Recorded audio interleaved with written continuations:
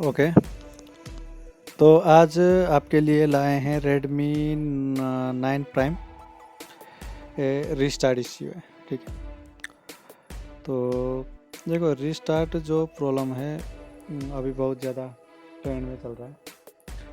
Restart बहुत कारण की वजह से हो सकता है। आपका देखो जैसे कोई भी लाइन शॉर्टिंग होने की वजह से भी रीस्टार्ट हो सकता है, सॉफ्टवेयर की वजह से रीस्टार्ट हो सकता है, बैटरी की वजह से रीस्टार्ट हो सकता है। अब देखो जो कंडीशन है वो कौन सी लाइन शॉर्टिंग होने की वजह से होती है या बैटरी में क्या दिक्कत होने की वजह से रीस्टार्ट होती है, ठीक है। और बात रही फ्लैशिंग में सॉफ्टवेयर की किस वजह से रीस्टार्ट होती है, ठीक। और कौन सी वोल्टेज मिसिंग होने की वजह से रीस्टार्ट होती है या कौन सी वोल्टेज नहीं पहुंचने की वजह से रीस्टार्ट होती है, वो बहुत सारा कहानी होता है, ठीक है।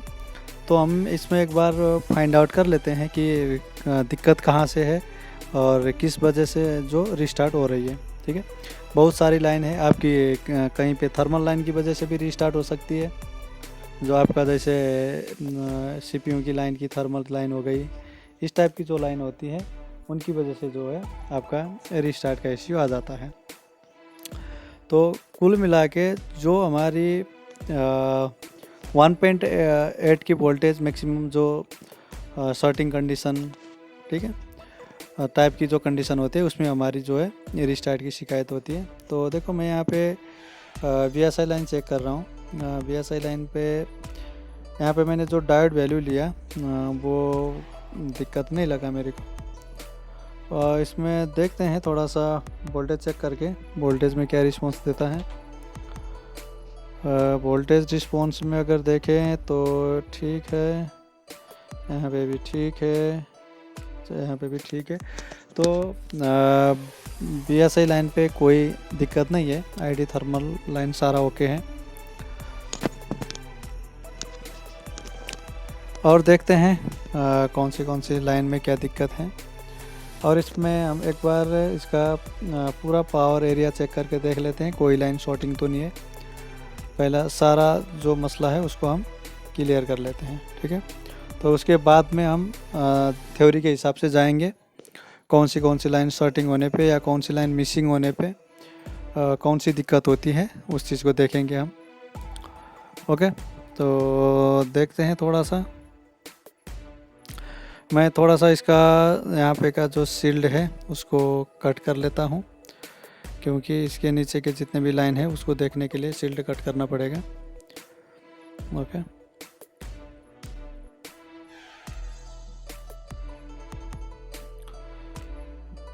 एक सेकेंड।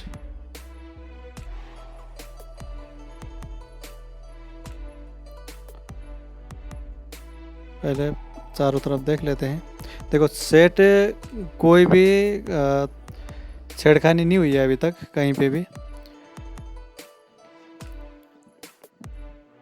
पे कोई दिक्कत नहीं है। अभी मैंने ही इसका अनपैकिंग किया हूँ, अनबॉक्सिंग किया हूँ, और कुछ भी बोल सकते हो। तो इसकी हम कंडीशन देखेंगे। देखो हम सब कुछ चेक करेंगे, CPU के आसपास के कोई कंपोनेंट शॉर्ट या आपके PM के आसपास के कोई कंपोनेंट शॉर्ट या क्या दिक्कत है, हम सारा कुछ को एक एक करके देखेंगे और आपको ये समझाने की कोशिश करेंगे कि जो हमारी फॉल्ट आती है तो आती कहाँ से है, ठीक है। तो मैं एक बार इसका कटिंग कर लेता हूँ। तब तक मैंने आपको बता दिया किस किस वजह से आपका जो रीस्टार्ट इश्यू है वो आता है, ठीक है।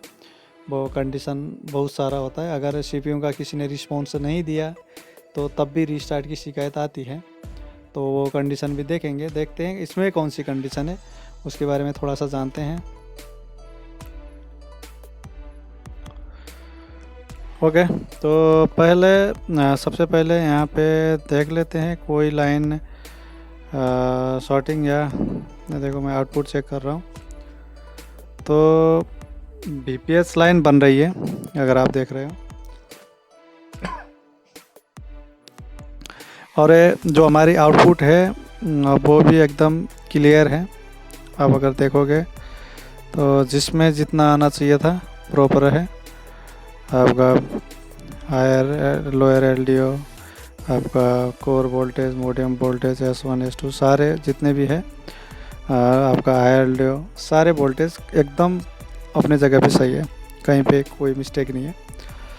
तो इस कंडीशन में हम देखो पावर को दिक्कत अभी फ़िलहाल नहीं बोलेंगे इसमें। तो मैं 1.8 वोल्टेज की लाइन ढूंढने की कोशिश करता हूँ, ठीक है। कहीं पे शॉर्टिंग है कि नहीं उसको भी देखेंगे। तो सबसे पहले यहाँ पे जो हमारा अभी तक मैंने इनपुट और आउटपुट चेक किया, उसमें ना कुछ फ्लैक्चुएशन है ना कुछ है, एकदम कांस्टेंट वोल्टेज है, वो भी प्रॉपर है। तो उसमें अभी फ़िलहाल इसमें कोई भी दिक्कत नहीं है, जो भी मैंने चेक किया सारा कुछ ओके है। तो ये शिकायत कहाँ कहाँ से आती है बाकी चीज़ों को देख लेता हूँ। मैं थोड़ा सा यहाँ पे इस एरिया को भी कट करूँगा, एक बार इसका शॉर्टिंग चेक करके देख लेते हैं। एक सेकेंड, चलो। अब यहाँ पे देखो जितने भी CPU के लिए बने लाइन हैं उनको मैं देखता हूँ, ठीक है। यहीं पे कहीं कहीं पे 1.8 की वोल्टेज भी मिल जाती है। तो यहाँ पे लगता तो नहीं कहीं पे शॉर्टिंग है।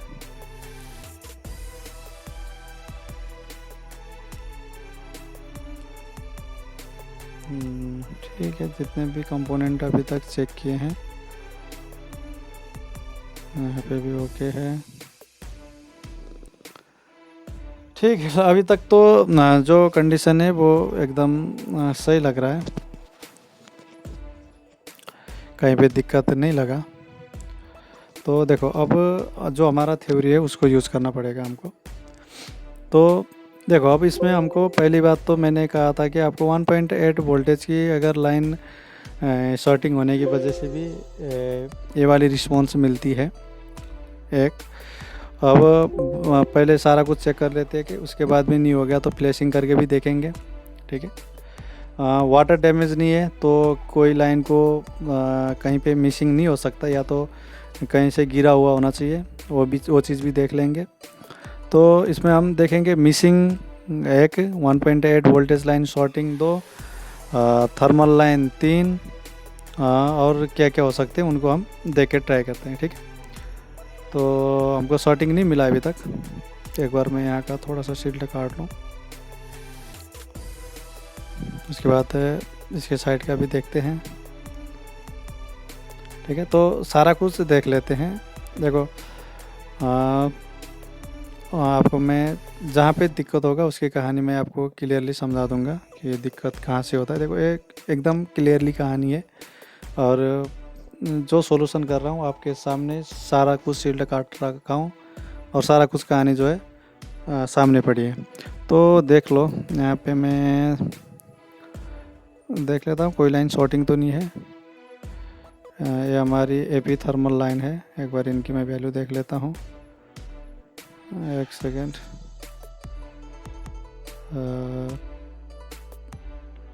दोनों ठीक है, 60 to 70 किलो ओम दिखा रहा है, तो इनको गलत नहीं कह सकते, ये अपने वर्किंग में है। अगर इनमें से कोई कंपोनेंट थोड़ा सा शॉर्टिंग हो गया और 1.8 का वोल्टेज मिसमैच हो गया तब भी दिक्कत देगा, तो उस चीज़ को भी देख लेंगे। सारा कुछ अभी देखते हैं।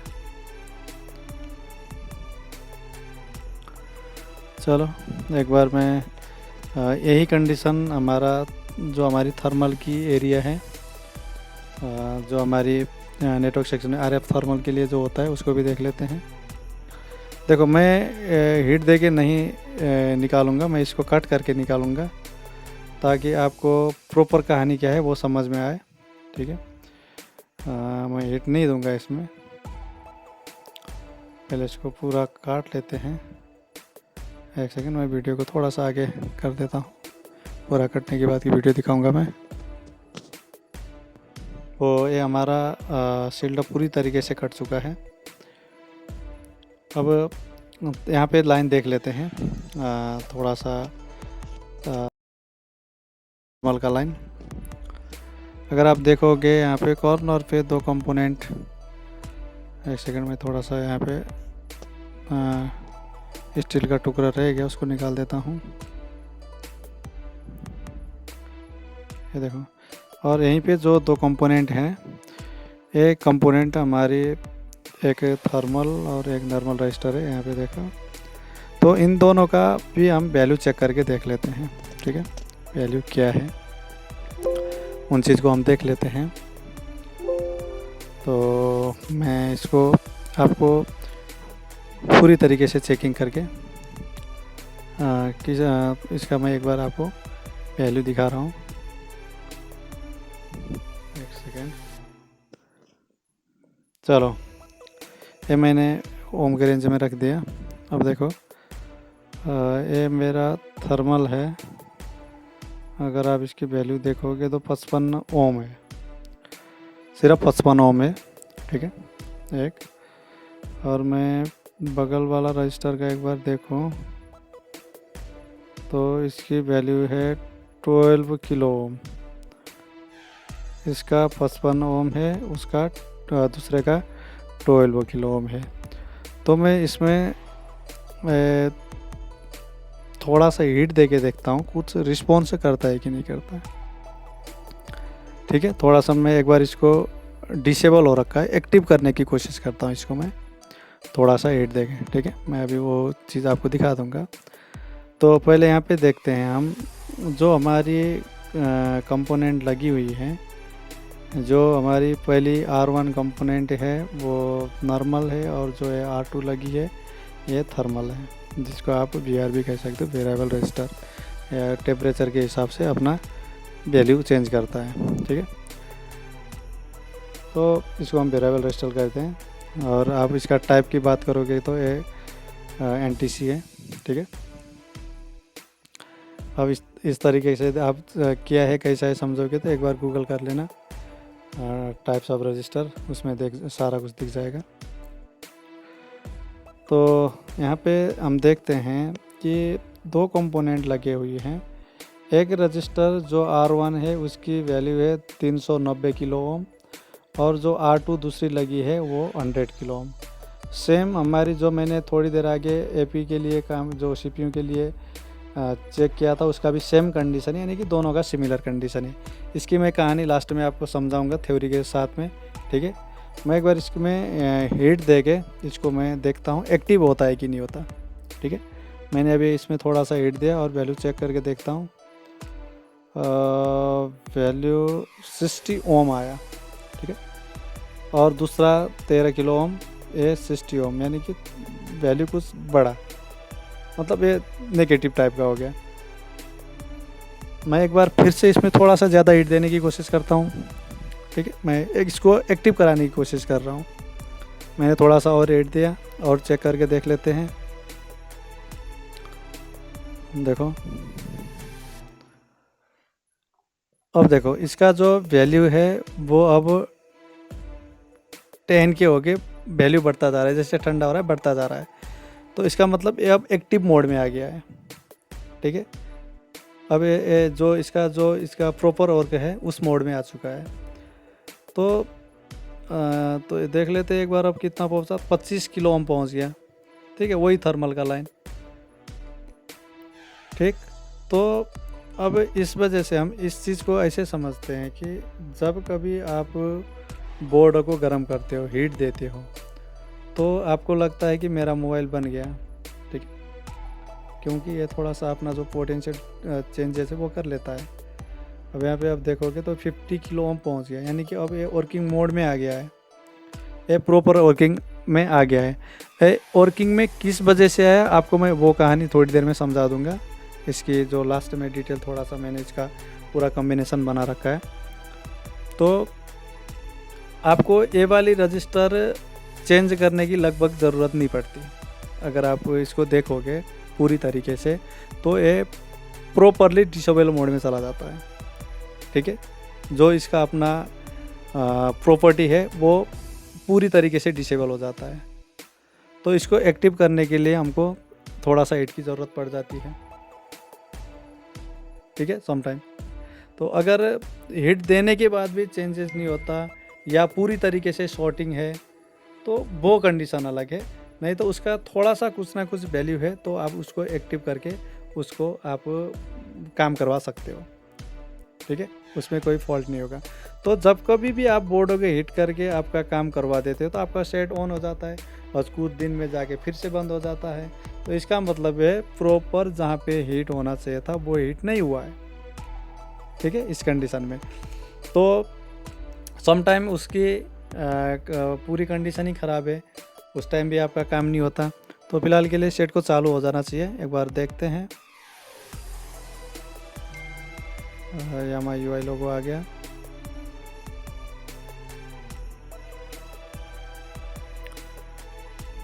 Okay,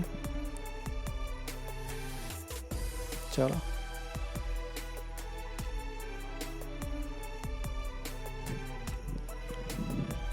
okay. तो मेनली मेरा ये आज का वीडियो बनाने का रीज़न था, मैंने लगभग 1 महीने पहले मैंने शॉर्ट वीडियो डाला था 9 प्राइम आपका नोट 9 इनके डिटेल में। तो बहुत सारे बंदे ने व्हाट्सअप करके बोला था कि भाई इसका कंप्लीट वीडियो बनाओ, ठीक है। तो किस तरीके से होता है इसका जो परमानेंटली किस तरीके से होता है, बंदे क्या करते हैं CPU कर लेते हैं, EMMC कर लेते हैं, सारा कुछ कर लेते हैं, ठीक है। तो उसके बाद में भी नहीं होता, कभी हिट करने से काम हो जाता है तो बाद में कुछ दिन में 1-2 दिन में जाके बंद भी हो जाता है।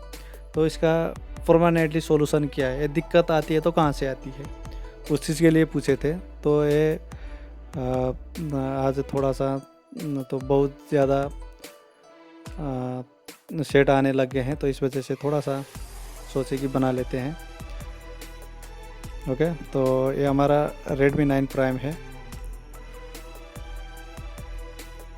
ओके, यहाँ UI लोगो थोड़ा सा लेफ्ट साइड, किसी ने इसको सॉफ्टवेयर या फ्लैशिंग या आपका क्या कहते हैं फॉर्मेट करके देखा होगा, इसलिए इतना टाइम लगाया, ठीक है। तो सेट ये हमारा अभी कम्प्लीटली चालू हो गया है, ठीक है, अगर जैसे आप देख रहे हो।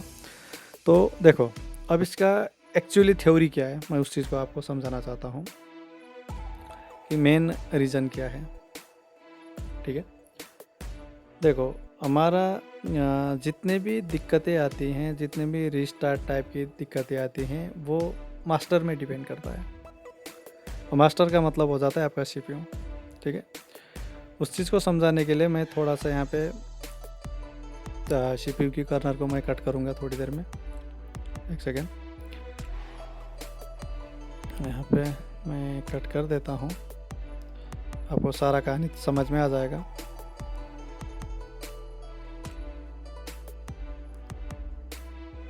ओके,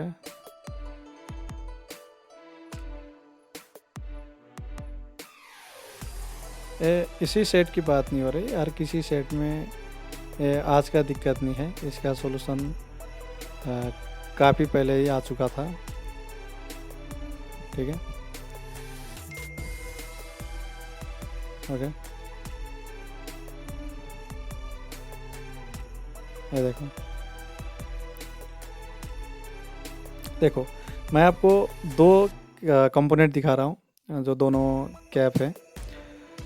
ये दोनों जो कैप हैं ये हमारी जो हमारे डिवाइडर सर्किट लगी हुई होती है उनकी आउटपुट है, ठीक है। जो हमारा अभी जो AP डिवाइडर सर्किट और जो हमारी RF डिवाइडर 2 जो सर्किट लगे हुए हैं, ये उनकी आउटपुट लाइन है, ठीक है।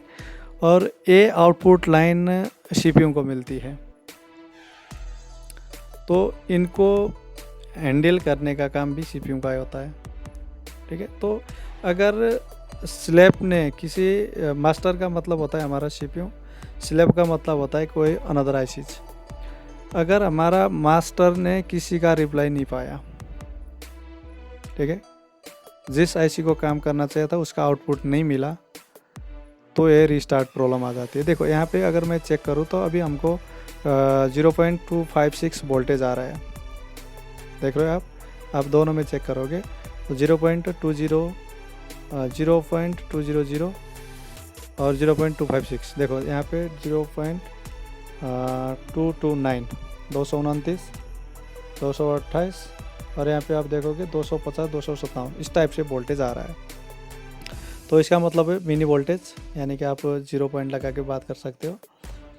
तो मिली 220 वोल्टेज और मिली 250 वोल्टेज के करीब आ रहा है, देख रहे हो।